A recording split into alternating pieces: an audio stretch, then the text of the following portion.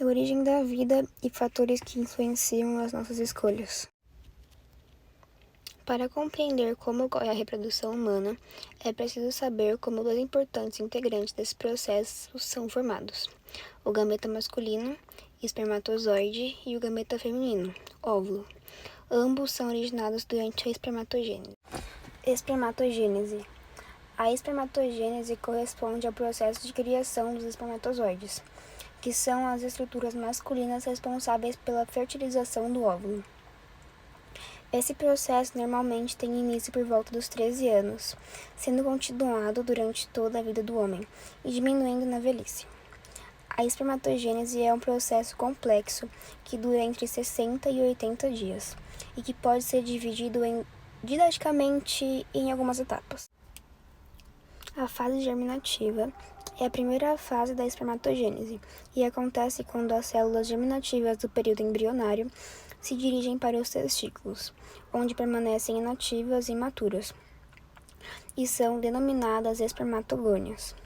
Quando o menino atinge a puberdade, as espermatogônias, sob influência dos hormônios da célula de Sortelli, que estão no interior dos testículos, desenvolvem-se de forma mais intensa por meio da divisão celular, que é a mitose, e dão origem aos espermatócitos primários. A segunda fase é a fase do crescimento, e nela os espermatócitos primários formados na fase germinativa aumentam de tamanho e sofrem um processo de meiose para que o seu material genético seja duplicado, passando a ser denominados de espermatócitos secundários. A terceira fase é a fase de maturação. Após a formação dos espermatócitos secundários, acontece o processo de maturação para dar origem à espermátide através da divisão. A quarta fase é a fase da diferenciação. Corresponde ao período de transformação da espermátide em espermatozoide, que dura aproximadamente 21 dias. Durante a fase de diferenciação, que também podem ser chamadas de espermatogênese, acontece a formação de duas estruturas importantes: a cromossoma, que é uma estrutura presente na cabeça do espermatozoide, que contém enzimas que permitem que o espermatozoide penetre no óvulo da mulher. O flagelo, que é uma estrutura que permite a mobilidade do espermatozoide. Apesar de possuírem flagelos, os espermatozoides formados só possuem o fato da mobilidade quando atravessam o epidídimo, adquirindo mobilidade e capacidade de fertilização entre 18 e 24 horas. Agora vou falar sobre a ovogênese. Ela é iniciada na vida intrauterina da mulher e continua se formando ciclicamente a partir da puberdade. Durante toda a fase da ovogênese, o organismo feminino passa por uma série de processos pelos quais são formados ovogônias, que ao fim do ciclo transformam-se em óvulos. A ovogênese termina na menopausa. As três fases da ovogênese são a multiplicação, o crescimento e a maturação. A multiplicação é o processo de migração das células germinativas primordiais, geradas no endoderma do saco vitelínico, RS, para o ovário em desenvolvimento. É nessa fase que elas se diferenciam, transformando-se em ovogônios. O crescimento ocorre quando o ovócito primário inicia a fase de crescimento e suas células foliculares transformam-se e proliferam-se para que seja formado um epitélio estratificado de células da granulosa. Maturação. A partir do momento em que ocorre o amadurecimento do folículo, o ovócito continua o processo de meiose, que o leva a formar duas células de tamanho desiguais, conhecidas como células filhas. Cada uma é composta por uma estrutura dupla de 23 cromossomos. Uma é o primeiro corpo polar, que recebe pouco citoplasma, enquanto a outra, que é o ovócito secundário, recebe uma quantidade significativa de citoplasma. É aí que o ovócito inicia a segunda divisão meiótica. Devido ao aumento do estrógeno produzido pelos folículos, há uma redução de produção de hormônio folículo estimulante, conhecida como FSH. Com o drástico aumento no teor do LH, o hormônio luteinizante, ocorre a formação dos óvulos. O corpo precisa atingir a puberdade. A partir desse período, os níveis hormonais do corpo feminino aumentam, e são os hormônios produzidos na glândula hipófise, que fica no cérebro, chamados de gonadotropinas, em especial o chamado hormônio folículo estimulante, o FSH, e o hormônio luteinizante, o LH, que estimulam a ovulação. Um ciclo ovulatório, também chamado de menstrual, tem duração média entre 25 e 30 dias e começa a ser contado a partir do primeiro dia da última menstruação. Nesse período, o folículo é amadurecido e liberado como óvulo, aproximadamente o 11º e 15º dia do ciclo. E isso é claro que é quando o ciclo é considerado regular. Assim, a mulher tem o seu período fértil entre o 11º e o 5º dia do seu ciclo, além dos 3 dias antes e os 3 dias depois da data.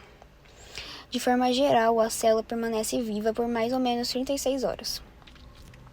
Como é difícil prever sua data exata da liberação, esse intervalo maior é necessário. Logo, o período fértil consiste no tempo em que o óvulo está disponível para a fertilização. Assim que o óvulo é liberado, ele fica disponível para a fecundação nas tubas uterinas. O órgão é o que liga o útero aos ovários, e é ali que os espermatozoides encontrarão o gameta feminino para a fecundação. Outro processo associado à ovulação é o espaçamento do endométrio. Quando o folículo começa a ser amadurecido, produz o hormônio chamado de estradiol, que realiza o espaçamento do endométrio, a camada interna do útero. O endométrio será o responsável por nutrir o embrião em seus primeiros dias, garantindo que ele se desenvolva adequadamente e dê origem à gestação. Caso a fecundação do gameta feminino não ocorra, o corpo libera essa camada mais grossa do endométrio.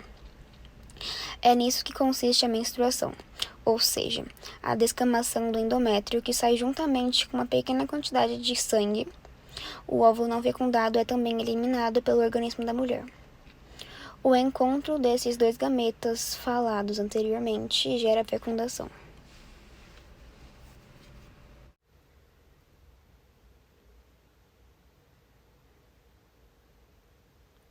Durante a relação sexual, cerca de 300 milhões de espermatozoides entram na vagina.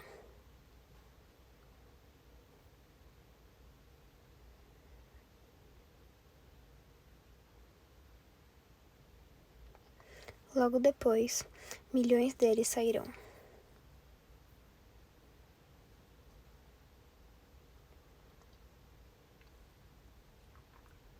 Ou morrem em seu ambiente ácido. No entanto, muitos sobrevivem por causa do elemento de proteção fornecido no fluido que os rodeia.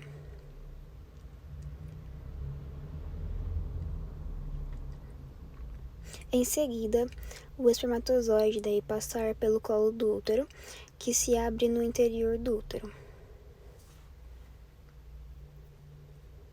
Geralmente permanece bem fechado, mas aqui o colo do útero está bem aberto por causa que a mulher está no período da ovulação.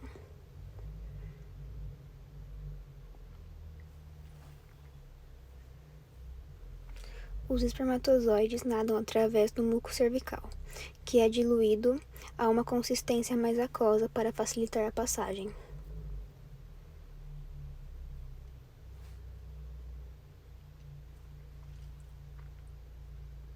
Uma vez dentro do colo do útero, os espermatozoides continuam nadando em direção ao útero, embora milhões morram tentando atravessar o muco.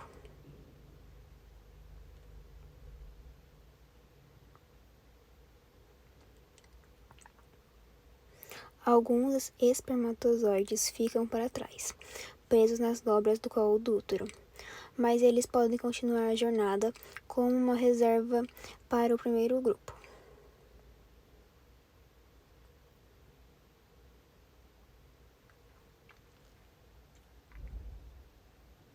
Dentro do útero, contrações uterinas musculares auxiliam o esperma em sua jornada em direção ao ovócito.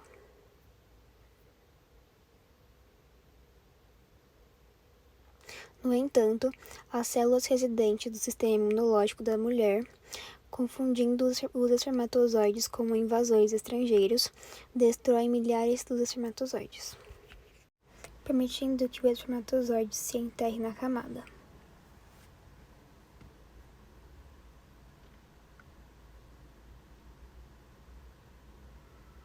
Dentro da zona pelúcida, há um espaço estreito e cheio de fluido, do lado de fora da membrana do ovócito.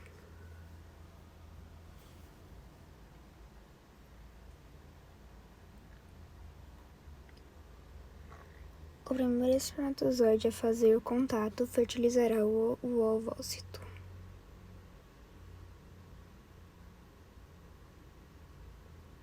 Depois de uma jornada perigosa contra chances incríveis, um único espermatozoide se liga à membrana celular.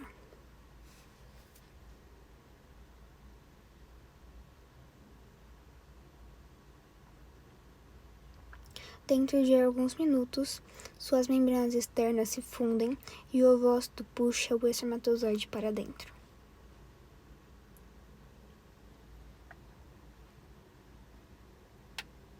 Esse evento causa mudanças na membrana do ovócito, que impedem que outro espermatozoide se ligue a ele.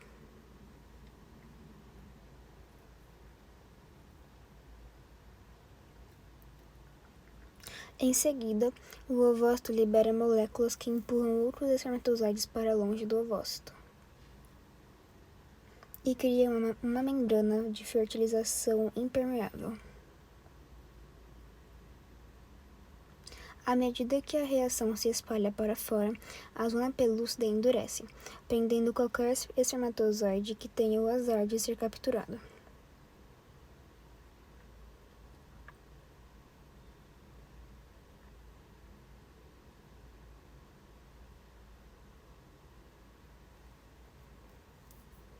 Fora do ovócito, espermatozoides não conseguem mais se ligar à zona pelúcida.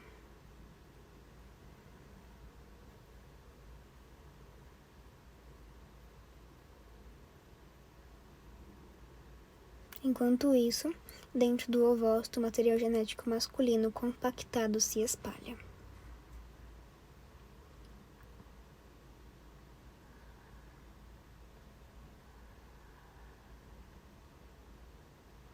Uma nova membrana forma-se ao redor do material genético, criando o pronúcleo masculino.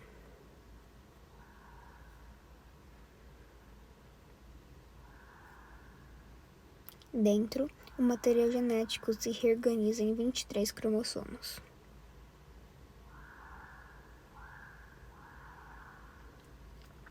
O material genético feminino, despertado pela fusão do espermatozoide com o ovócito, completa sua divisão meiótica,